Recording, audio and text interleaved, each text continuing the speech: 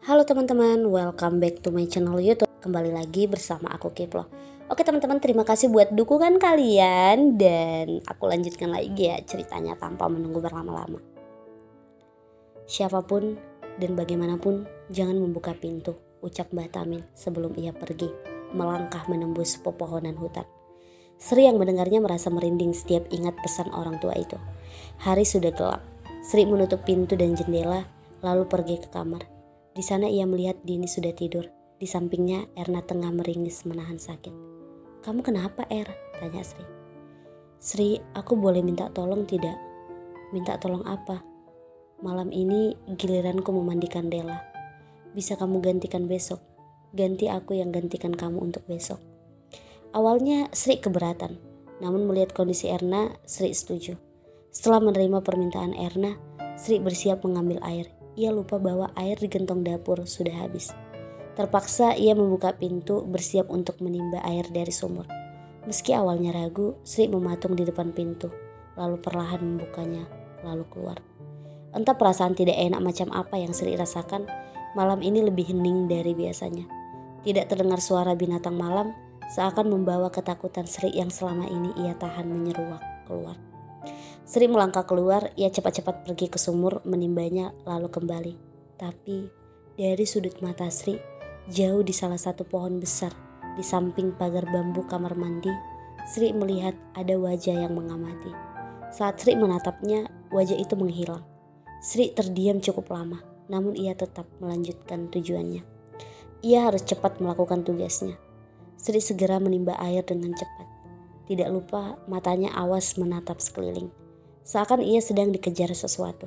Setelah semua selesai, Sri berlari dan mengunci pintu. Perasaan lega langsung dirasakan oleh Sri. Kini ia melangkah menuju kamar Della. Sri meletakkan airnya, taburan kembang sudah dilakukan. Kini Sri membuka keranda bambu kuning, mulai membasuh tubuh Erna dengan handuk kecil.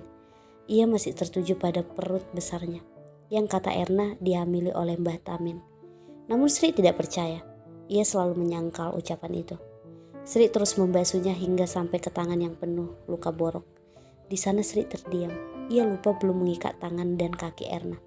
Saat Sri baru menyadarinya, ia menatap Erna membuka mata, tersenyum menyeringai, melotot menatap Sri.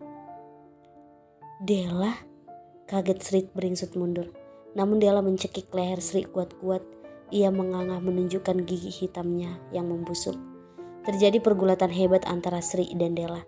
Sri hanya berusaha melepaskan cekikan Della yang kuat sekali, membuatnya hampir meregang nyawa. "Siapa kamu, Nak?" tanya Della. Suaranya berat, nyaris menyerupai suara seorang wanita tua. "Di mana ini, Nak?" Sri masih mencoba melepaskan cengkeraman kuat itu. Namun Della terus menyeringai. Air liurnya menetes. Mata putihnya, ia tersenyum. "Jawab kalau ditanya." "Siapa Anda?" tanya Sri terbata-bata. Nafasnya mulai sesak. Della tertawa semakin keras, membuat Sri menangis ketakutan. Sebelum Erna masuk ke kamar karena keributan itu, ia bingung melihat Della terbangun. "Ada apa ini, Sri? Kenapa Della? Kenapa Della?" Bingung. Della menyeringai melihat Erna sebelum akhirnya melepaskan cekikan itu. Ia melompat ke atas ranjang, merangkak kemudian seakan tertawa kegirangan. Della berteriak, "Ternyata anak kelahiran Kliwon semua." Della masih tertawa. Sri beringsut mundur sementara Erna masih bingung dan syok melihat wajah Della yang semengerikan itu. Della terus melihat Sri dan Erna bergantian. "Percuma 1000 harinya. Anak ini akan segera habis. Kalian hanya jadi tumbal untuk anak ini." Della tertawa terus menerus. Sebelum Sri melompat dan mencengkram Della, ia mengguyur Della dengan air kembang itu. Della berteriak kesakitan. "Kamu ngapain? Ambilkan tali hitam itu," teriak Sri pada Erna. Erna yang sempat kebingungan bergegas mengambil tali itu. Sri mengikatnya tepat di lehernya. "Ada apa ini, Sri?" Erna ikut menahan tubuh Della yang meronta. Sebelum akhirnya Della menjadi tenang dan ia kemudian tertidur kembali. Sri baru mengikat tali itu dengan benar. Ia mengangkat Della kembali ke ranjangnya, menutupnya dengan keranda bambu kuning. Wajah Erna dan Sri masih tidak percaya atas apa yang baru saja terjadi. Erna mulai menangis. "Aku ingin pulang." Sri tidak berkomentar. Ia sadar bahwa sekarang ia juga ingin pulang. Hanya saja Bila bukan karena sudah terikat dan pasti ada risiko yang sudah menunggu bila mereka pulang. Lantas apa yang disembunyikan oleh si Mbah? Sri menceritakan semuanya kepada Erna. Ia lalai dalam menjalankan tugasnya. Karena panik, ia membasuh Della tanpa mengikat tali di kaki yang tangannya terlebih dahulu. Namun gara-gara itu Sri menyadari santet macam apa yang memasuki iblis sekuat itu hanya untuk menghabisi nyawa. Sri jadi ingat cerita bapak, bukan hal baru. Namun untuk melaksanakan santet dibutuhkan kebencian yang melebihi akal. Bila benar itu, kebencian macam apa yang bisa dan setega ini dilakukan oleh orang hanya untuk mengambil nyawa dari anak yang tidak tahu apa-apa. Namun dibalik semua itu, santet ini adalah kali pertama Sri lihat. Seperti ada teka-teki, seakan ada yang ditutupi. Pasti ada jawabannya, pasti ada jalan keluarnya. Namun apa? Sri tidak tahu apapun dari keluarga ini. Dan kenapa anak ini sebegitu berharganya. Sampai Sri teringat. 1000 harinya, kata Sri lirih. Ia melirik menatap Erna.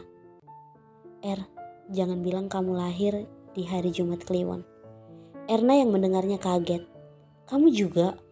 Sri merasa ngeri. Sekarang ia tahu sesuatu. Namun ada satu hal yang harus dicari tahu kebenarannya. Bila benar, pertanyaannya lengkap. Begitupun jawabannya, tidak hanya Della yang hidup di ujung maut, tapi mereka bertiga terjerat dalam satu garis weton yang sama. Sejahat itu keluarga ini untuk harga nyawa mereka semua. Lalu terdengar suara orang mengetuk pintu. Erna pun sama, ia langsung berdiri. Mbah Tamin pulang Sri, ayo kita tanya orang tua. Harus menjelaskan semua, ada apa sama anak-anak gila ini. Erna pergi. Sri baru ingat pesan Mbah Tamin. Ia langsung bergegas bersiap menghentikan Erna.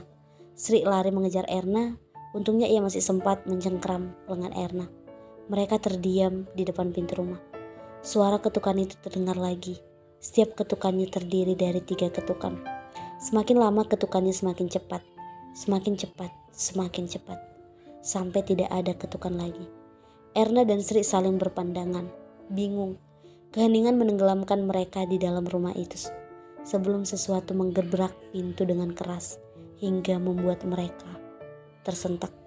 Mereka hanya diam berusaha tidak bersuara. Lalu dari belakang seorang melangkah masuk. Dini melihat 2 temannya terlihat kacau balau. Ia bingung kemudian berujar. Kalian dengar Mbah Tamin manggil buka pintunya. Jangan ngaur kamu, celoteh Erna. Namun Dini memaksa, bahkan Sri yang memegang tangannya. Dini pelototi sampai akhirnya mereka mengalah. Dini membuka pintu. Di sana Mbah Tamin berdiri. Ia hanya diam menatap mereka semua sebelum masuk ke dalam rumah. Anehnya malam itu wajah Mbak Tamin tampak merah padam. Ia tidak bicara kepada mereka. Tidak membalas kenapa pintu tidak langsung dibuka. Padahal ia sudah memanggil-manggil dari tadi. Namun Sri merasa Mbah Tamin tahu bahwa ia baru saja lalai terhadap Della.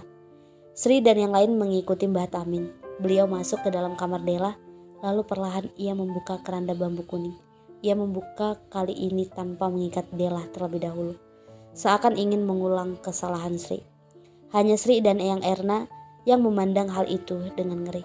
Sri mendekat perlahan seakan ingin melihat lebih dekat apa yang orang tua itu lakukan. Lalu tiba-tiba mata Della terbuka. Ia melihat Mbah Tamin, menatapnya cukup lama sebelum menangis meraung layaknya gadis kecil. Sakit Ki, sakit sekali. Della hanya menangis. Mbah Tamin hanya bisa membelai rambut Della berusaha menenangkannya. Pemandangan itu seperti melihat seorang ayah dan anak yang saling mengasihi. Namun Sri masih belum mengerti. Kenapa seakan Della ini berbeda dengan Della yang Sri dan Erna temui tadi? Apa yang terjadi sebenarnya? Sabar ya nak. Sebentar lagi adalah puncak rasa sakitmu, ucap Mbak Tamin. Ia masih mengelus rambut Della. Lalu Della melirik Sri dan yang lain hanya diam mematung. Tatapannya seakan mengucapkan, terima kasih sudah mau merawat saya. Mbah Tamin lalu mengikat tangan dan kaki Della. Tergambar wajah sedih di sana. Ia masuk ke dapur mengambil sebuah kain putih besar. Saat Mbah Tamin kembali ke kamar Della, Della menangis semakin keras. Ia berulang kali menangis. Jangan Ki, jangan kembalikan saya ke sana. Namun Mbah Tamin tetap meletakkan kain putih itu menutupi sekucur tubuh Della yang meronta-ronta. Terakhir Mbak Tamin membakar kemenyan sebelum memegang kepala Della.